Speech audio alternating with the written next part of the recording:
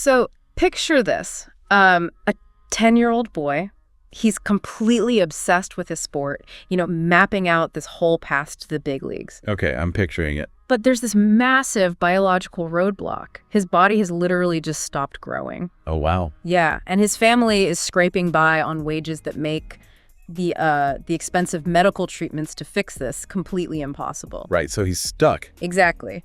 The scouts look at him, they look at his size, and they just conclude the dream is over. But now, take that exact same person, fast forward a bit, and picture him breaking a world record by scoring 91 goals in a single calendar year. Against the most ruthless defenses on the planet, no less. Right. It sounds like two entirely separate timelines, honestly. I mean, we have this pervasive myth in sports that athletic greatness is purely a genetic lottery ticket. Like you either have the physical tools or you don't. Exactly. But when you dissect the actual mechanics of this journey, you quickly realize that traditional physical dominance is, well, it's only a fraction of the equation. Sometimes the limitation itself actually becomes the weapon. That is the perfect angle to take, because I've been wrestling with this mechanical analogy for it. Oh, yeah. Let's hear it. It's like discovering a cutting-edge Formula One engine, right? A true mechanical marvel, totally unlimited potential. But then you look closely, and that F1 engine is bolted inside a tiny, fragile go-kart frame. That's a great way to put it. Yeah, I mean, the power is undeniable, but the chassis requires highly specialized, incredibly expensive engineering just to survive a single lap, let alone win a championship. Well, welcome to the deep dive. We are exploring the source material on The Smallest Dreamer, the legend of Lionel Messi. And our mission for you, the listener, is to extract the blueprint of true greatness from this timeline. Because we aren't here to just, read off a list of shiny trophies. No, not at all. We want to understand the underlying mechanics of resilience, how a generational talent, when forced through a meat grinder of physical, financial, and psychological barriers, actually uses those exact constraints to breed innovation. So to truly understand the heights of that fame, we really have to examine the mud he started in. Back to the beginning. Right. We are talking about a working-class environment in Rosario, Argentina. His father worked in a steel factory. His mother was a part-time cleaner. There was definitely no inherited wealth there. Zero. No VIP access to elite development academies either. He joined a local club called Grandoli at age 4 with his dad acting as coach and just immediately displayed this unnatural magnetic ball control. Which gets him into the new old boys youth system. Exactly, where he just outshines everyone. But then the F1 engine hits that biological wall we talked about. Right, the diagnosis of growth hormone deficiency. Which is devastating at that age. Oh, completely. And the treatment required injecting artificial growth hormones daily. A regimen that cost hundreds of dollars a month. Which for a steel worker and a part-time cleaner in the late 90s in Argentina? It was an insurmountable financial cliff. I mean, in the broader ecosystem of competitive sports, scouts are notoriously risk-averse. They look for projectable size and strength. You want a sure thing. Exactly. So a 10-year-old who physically cannot grow is immediately written off as a liability, completely regardless of his technical brilliance. And the local clubs basically told the family they couldn't or just wouldn't foot the bill for the treatment. Yeah, they pass on him. So the family makes this desperate gamble, a trial across the Atlantic with FC Barcelona in Spain. Which is a huge leap. Massive. So the sporting director at the time, Carl Ricksack, watches this undersized 13-year-old absolutely dismantle the opposition. I love this part of the story. His speed, his balance, his dribbling, his pure processing speed on the pitch is so far off the charts that Ricksack actually panics. He was terrified someone else would snatch him up. Yes. He is so terrified another European club will steal the kid that he drafts a contract on a paper napkin at a tennis club. A literal paper napkin. A literal napkin. Wow. And that deal crucially includes Barcelona covering the medical treatments, which brings him into the famous La Masia Academy. That napkin is so often framed as the ultimate romantic origin story in football. Like a stroke of magical destiny. And I want to push back hard on that romantic framing, honestly. Totally. Why is that? Because when we hear the paper napkin story, it really glosses over a terrifying psychological reality. Put yourself in that 13-year-old's shoes. Okay. You are packing up your life, leaving your hometown, your friends, and your extended family to move to a completely foreign culture thousands of miles away. That's a lot for a kid. And you aren't doing it just for a shot at glory. You are doing it because Your own biological development, your literal physical growth, depends on you playing well enough to keep the club paying your medical bills. Wow, when you put it like that. Right. That doesn't sound like a fairy tale. That sounds like a terrifying high-stakes child labor scenario. The psychological burden is just staggering when you frame it that way. The validation of his family's massive sacrifices rested entirely on a child succeeding in a ruthless, hyper-competitive academy environment. And he was just a kid. He was. And he was famously quiet, isolated. He was often crying alone in his room so his father wouldn't hear him and feel bad. That breaks my heart. It's brutal. Yeah. But that early pressure cooker really forced an evolution. He had to learn how to survive intense psychological isolation before he ever had to survive the physical brutality of a professional pitch. It forged a very specific, internalized brand of mental toughness. Exactly. Which brings us to the payoff of that psychological forging. He makes his official first-team debut for Barcelona at 17. 17 years old. Yeah. Incredible. And by 2005, he scores his first senior goal. And you know who the assist comes from? Ronaldinho, right? Ronaldinho. It is this massive passing of the torch moment. Ronaldinho was at the absolute peak of his powers, and he openly predicted this teenager would surpass him. Game recognizes game, you know. The veterans at Barcelona saw the exact same thing Carlos Rexach saw on that trial day. I knew what they had. They did. And this is where the narrative shifts from mere survival to unprecedented dominance. As he integrated into that legendary squad alongside guys like Xavi, Iniesta, and Busquets, the tactical environment was just perfectly suited to his specific traits. So let's look at the mechanics of that dominance, because we hit the year 2012, and he achieved something that fundamentally breaks the math of the sport. Oh, the 2012 record, yes. He scores 91 goals in official matches in a single calendar year. 91. He obliterated Gerd Muller's long-standing record. It's a number that doesn't even make sense. It doesn't. When you look at 91 goals at the highest level of European football, it almost looks like a glitch in the simulation. Or like someone playing a video game on easy mode. Right, like someone put the sliders all the way down. Exactly. He is playing against massive elite defenders whose entire livelihood is based on shutting down attackers. How does an undersized player become mathematically unstoppable? Well, this is where we see the limitation actually become the weapon. Explain that, because it sounds crazy. Think about it. The very thing that threatened to end his career, his lack of traditional size, created a biomechanical nightmare for defenders. Oh, because of his center of gravity. Precisely. Right. Because of his stature, he possesses an incredibly low center of gravity. When you combine that with his freakish processing speed and a very short stride length, he can take way more touches of the ball per second than a taller player. So he's just tapping it away before they can react. Exactly. A towering center back simply cannot shift their body weight fast enough to react to his sudden changes in direction. It's the difference between trying to tackle a freight train versus trying to catch a shadow. That's a perfect analogy. He could, decelerate, change direction, and accelerate again in the time it took a huge defender to even plant their foot. Right. And because Barcelona operated within that famous tiki-taka philosophy, the ball did the traveling. It completely neutralized the need for aerial battles or brute physical strength. The geometry of the game just completely shifted for him. Defenders couldn't use their size to bully him because they literally couldn't catch him.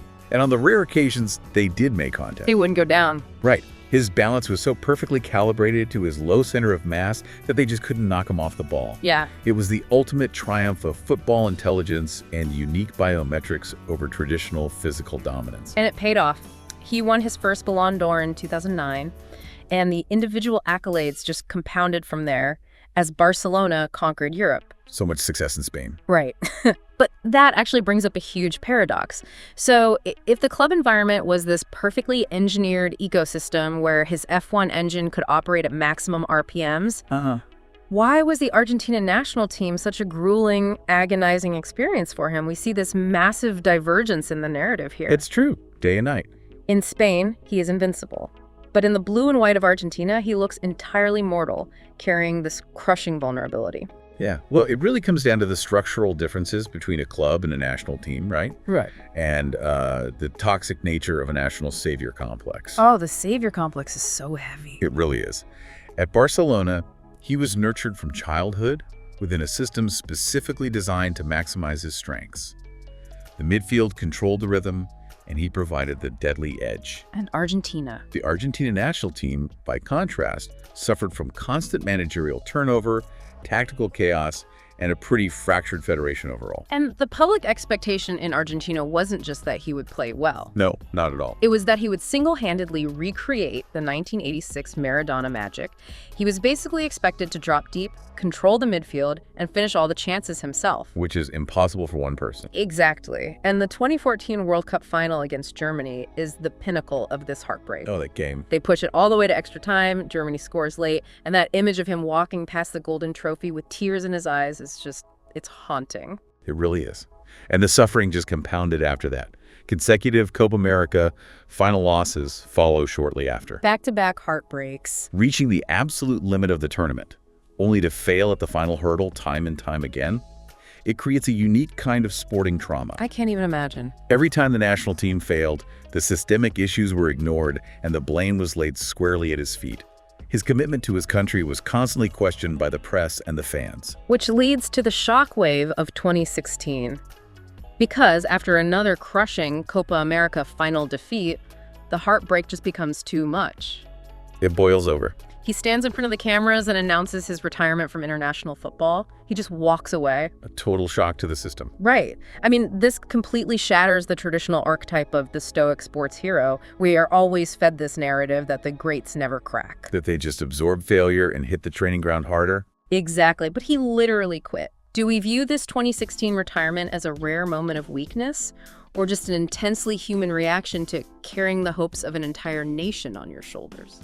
Well, it forces us to reevaluate what resilience actually looks like, doesn't it? How so? Because that 2016 retirement wasn't a lack of mental toughness. Yeah. I'd argue it was a profound emotional overflow.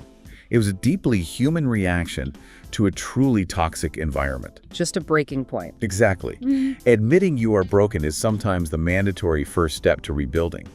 It strips away the mythological aura and reminds you, the listener, that even the most masterful individual in a given field can be completely crushed by the weight of systemic dysfunction. And there's overwhelming expectations. Yes. It makes him relatable. And it sets up the redemption arc beautifully. Yeah. Because the true measure of a legacy isn't an unbroken streak of perfection. Right, it never is. It's the ability to sweep up the shattered pieces and fuse them back together. He listens to the millions of fans begging him to return. He reverses his retirement. Thank goodness he did. And finally, in 2021, the crust breaks. He leads Argentina to victory over Brazil in the Copa America final, right in the heart of the Maracana Stadium. Lifting that first major international trophy lifted a 2-decade-long shadow. You could see in the way his teammates celebrated around him. They went wild. They did. But they weren't just celebrating a national victory, they were forming this protective shield around him. They recognized the sheer volume of suffering he had endured to finally get to that podium. But, you know, the volatility of his career strikes again right after. Always a roller coaster. Exactly. Because right as he conquers his international demons, his club sanctuary collapses. The Barcelona exit. Yeah. Due to catastrophic financial mismanagement by Barcelona's administration, the club literally cannot afford to renew his contract under the league's financial fair play rules. After over 20 years. He is forced out. And the farewell press conference where he just breaks down in tears is a brutal reminder of the business realities of the sport. The F1 engine is suddenly without a garage. It was so jarring to see. And so he transitions to Paris Saint-Germain, navigating a new league, a new language, and a team loaded with massive egos. Yeah, that was an adjustment. He wins trophies there, sure, but it clearly lacks the emotional resonance of Barcelona. Then in 2023, he initiates a tectonic shift in global sports by moving to Inter Miami in Major League Soccer. Which was an absolute masterstroke in terms of global influence. I mean, he completely altered the trajectory of American soccer overnight. The Messi effect. Right. Stadiums across the continent sold out in minutes, broadcast subscriptions skyrocketed, and the entire cultural footprint of the sport shifted in the U.S. Just massive. But all of that feels like an epilogue to the true climax of the story, doesn't it? Which happened just before the Miami move. You're talking about the 2022 World Cup in Qatar. The 2022 World Cup in Qatar. That was the final frontier for him.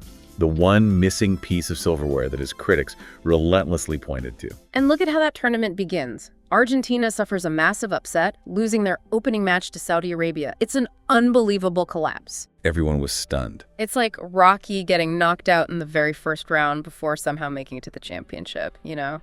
It's a movie script a studio would reject for being way too dramatic. Right, it's too on the nose, and critics immediately fired up the old narratives. You know, he shrinks under pressure, Argentina's too fragile. All the hot takes were flying.